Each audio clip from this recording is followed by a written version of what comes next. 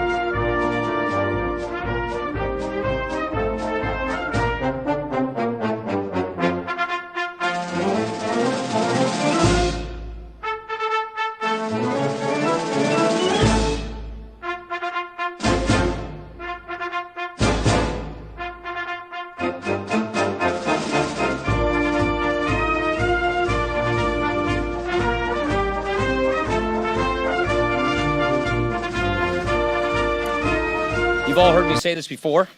Moving from an opposition party to a governing party comes with growing pains. And, well, we're feeling those growing pains today. We came really close today, but we came up short. I spoke to the president just a little while ago, and I told him that the best thing I think to do is to pull this bill, and he agreed with that decision. I will not sugarcoat this. This is a disappointing day for us. Doing big things is hard. All of us, myself included, we will need time to reflect on how we got to this moment, what we could have done to do it better. But ultimately, this all kind of comes down to a choice. Are all of us willing to give a little to get something done? Are we willing to say yes to the good, to the very good, even if it's not the perfect? Because if we're willing to do that, we still have such an incredible opportunity in front of us. There remains so much that we can do to help improve people's lives, and we will. Because I got to tell you, that's why I'm here. And I know it's why every member of this conference is here, to make this a better country. We want American families to feel more confident in their lot in life. We want the next generation to know that, yes, the best days of this country are still ahead of us. I'm really proud of the bill that we produced. It would make a dramatic improvement in our healthcare system and provide relief by people hurting under Obamacare. And what's probably most troubling is the worst is yet to come with Obamacare. I'm also proud of the long, inclusive, member-driven process that we had. Any member who wanted to engage constructively, to offer ideas, to improve this bill, they could. And I want to thank so many members who helped make this bill better. A lot of our members put a lot of hard work into this. I also want to thank the President. I want to thank the Vice President. I want to thank Tom Price, Mick Mulvaney, and the entire White House team. The President gave his all in this effort. He did everything he possibly could to help people see the opportunity that we have with this bill. He's really been fantastic. Still, we got to do better, and we will. I absolutely believe that. This is a setback, no two ways about it. But it is not the end of the story, because I know that every man and woman in this conference is now motivated more than ever to step up our game, to deliver on our promises.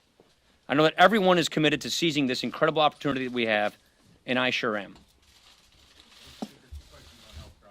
One is, talk about real people. Now you've got a law in the books, the Affordable Care Act, that you guys don't like, the White House doesn't like, but it's going to be the law for the foreseeable future. Do you plan to try to help it along and prop it up, or do you plan to just let it wither? Yeah, this is the problem. I worry. The question is we kind of prop it along and try and prop it up. It is so fundamentally flawed. I don't know that is possible. What we're really worried about is, and you've heard me say this all along, is the coming premium increases that are coming with a death spiraling healthcare system. That is my big concern. We just didn't quite get consensus today. What we have is a member-driven process to try and get consensus. We came very close, but we did not get that consensus. That's why I thought the wise thing to do is not proceed with a vote, but to pull the bill and see what we can do. But I don't think the law, as it is fashioned or anything close to it, is really going to be able to survive. Will we work on legislation now to try to We'll see. We're going to go back and figure out what the next steps are. Yeah. Can you explain if it is the conservatives of the Freedom Caucus who effectively broke out your predecessor, John Boehner? Are they responsible for the defeat here today? Well, I don't want to cast blame. There is a block of no votes that we had that is why this didn't pass. They were a sufficient number of votes that prevented it from passing, and they didn't change their votes. We were close. Some of the members of that caucus were voting with us, but not enough were, and therefore, and I met with their chairman earlier today, and he made it clear to me that the votes weren't going to be there from their team, and that was sufficient to provide the balance to not have this bill pass. Mr. Speaker, you all swept the House, won the majority with the promise to repeal Obamacare. Majority in the Senate with the promise That's to right. repeal Obamacare. The White House with the promise to repeal Obamacare. How do you go home to your constituents and send all of your members home to their constituents saying, you know what, it's not even 100 days into the administration, sorry folks, we just can't figure it out. Dana, it's a really good question. I wish I had a better answer for you. I really believe that Obamacare is a law that is collapsing. It's hurting families. It's not working. It was designed in a fundamentally flawed way. We believe this bill is the best way to go, but we just didn't quite get the consensus to get there. Yeah. Two questions for you, if you don't mind. Number one, the bottom line is Obamacare right now remains the That's law right. of the land. Is that going to change in 2017? Yeah, I don't know what else to say other than Obamacare is the law of the land. It's going to remain the law of the land until it's replaced. We did not have quite the votes to replace this law. And so, yeah, we're going to be living with Obamacare for the foreseeable future. I don't know how long it's going to take us to replace this law. My worry is Obamacare is going to be getting even worse. Actually, I think we were probably doing the Democrats a favor. I think we were doing the architects of Obama a favor by passing this law before it gets even worse. Well, I guess that favor is not going to be given to them, and it's going to get worse. And so I don't think the architects of Obamacare, I'm sure they may be pleased right now, but when they see how bad this thing gets, based on all the projections we're being told by the plans that are participating in Obamacare, I don't think they're going to like that either. Look, 5 states, you got one plan left, one choice. Over a third of the counties in America, one plan left. And the kinds of projections we're being told from the people providing health insurance to these people in plans, it's going to get even worse. And so I don't think the architects of Obamacare envision this future. It's certainly not one we want for the American people. And I wish we had the kind of consensus we needed to bring a bill to the floor to pass and replace it, but we just don't have that right now. Chad. No, Chad. What about the political capital that was burned here? You have to keep the government open for about 5 weeks. The debt ceiling, you still want to do tax reform. I know you say that this part was integral to getting Right. that part. How much capital do you burn on this today, and how does that potentially injure those other bills? I think our members know we did everything we could to get consensus. This is how governing works when you're in the majority. We need to get 216 people to agree with each other to write legislation. Not 210, not 215. We need 216 people in the House to agree with each other on how to write a piece of legislation. We didn't have 216 people. We were close, but we did not have 216 people. And that's how legislating works. And so now we're going to move on with the rest of our agenda because we have big, ambitious plans to improve people's lives in this country. We want to secure the border. We want to rebuild our military. We want to get the deficit under control. We want infrastructure, and we want tax reform. The last question you asked me about tax reform, Chad, yes, this does make tax reform more difficult, but it does not in any way make it impossible. We will proceed with tax reform. We will continue with tax reform. That's an issue I know quite a bit about. I used to run that committee. I spoke with the president, the Treasury Secretary, and his economic advisors earlier today about tax reform. So we are going to proceed with tax reform. This makes it clearly more difficult. You know how the numbers work. It's about $1 trillion. But that just means the Obamacare taxes stay with Obamacare. We're going to go fix the rest of the tax code. I don't think so. I don't think this is prologue for other future things because members realize there are other parts of our agenda that people have even more agreement on what to achieve. We have even more agreement on the need and the nature of tax reform, on funding the government, on rebuilding the military, on securing the border. This issue had a big difference of opinion, not whether we should repeal and replace Obamacare, but just how we should replace it. And that is the growing pains of governing. We were a 10-year opposition party where being against things was easy to do. You just had to be against it. And now, in 3 months' time, we try to go to a governing party where we actually have to get 216 people to agree with each other on how we do things. And we weren't just quite there today. We will get there, but we weren't there today. Yeah.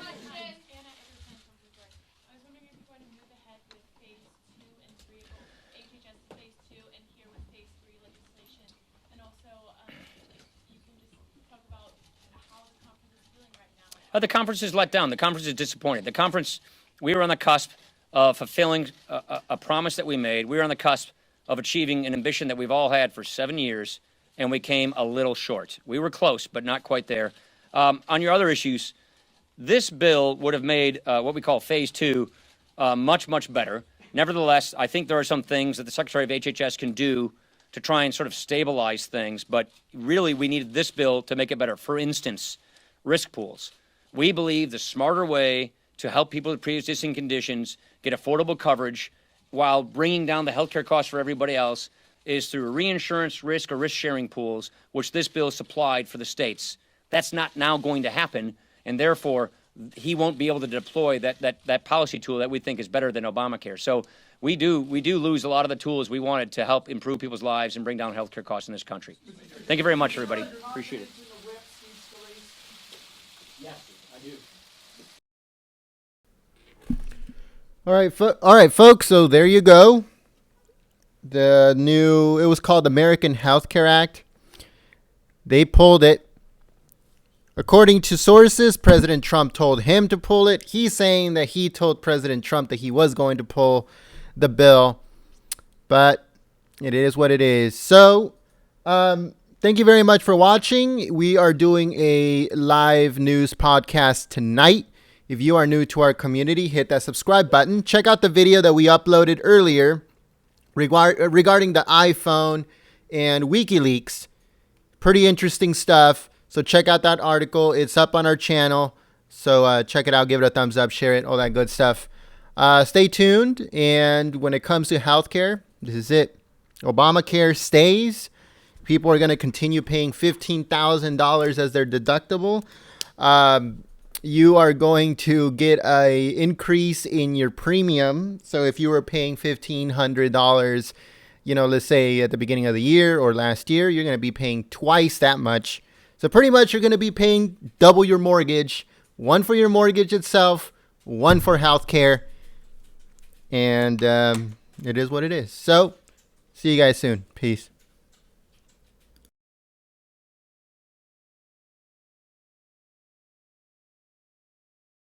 If you are new to our community, we encourage you to subscribe and also make sure to click the thumbs up button for this stream. Thank you very much for joining us and choosing us as your stream of choice. Also, check out the links in the description. There might be some interesting stuff on there, and see you guys at the next one.